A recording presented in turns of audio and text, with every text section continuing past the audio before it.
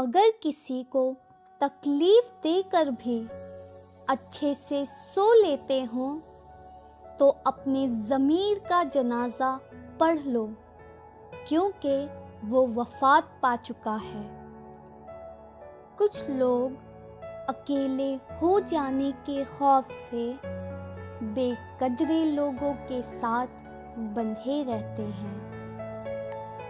پریشانیاں تذکرہ کرنے سے بڑھتی ہیں، خاموش رہنے سے کم ہو جاتی ہیں، صبر کرنے سے ختم ہو جاتی ہیں، اور اللہ کا شکر کرنے سے خوشی میں تبدیل ہو جاتی ہیں۔ اپنے چاہنے والوں کی لمبی قطار کو چھوڑ کر ہم صرف اس ایک شخص کے پاس ذلیل ہونے چلے جاتے ہیں جسے ہماری پرواہ تک نہیں ہوتی۔ وقت اچھا ہو یا برا، بہرحال گزر ہی جاتا ہے۔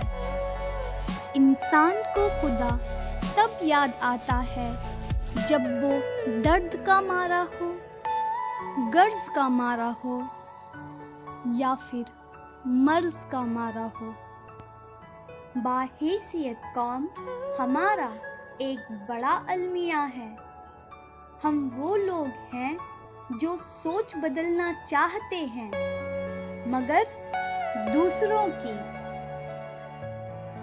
دکھ اس بات کا نہیں ہوتا کہ کسی نے آپ سے جھوٹ بولا، دکھ اس بات کا ہوتا ہے کہ جھوٹ بولنے والے نے آپ پر اعتبار نہیں کیا۔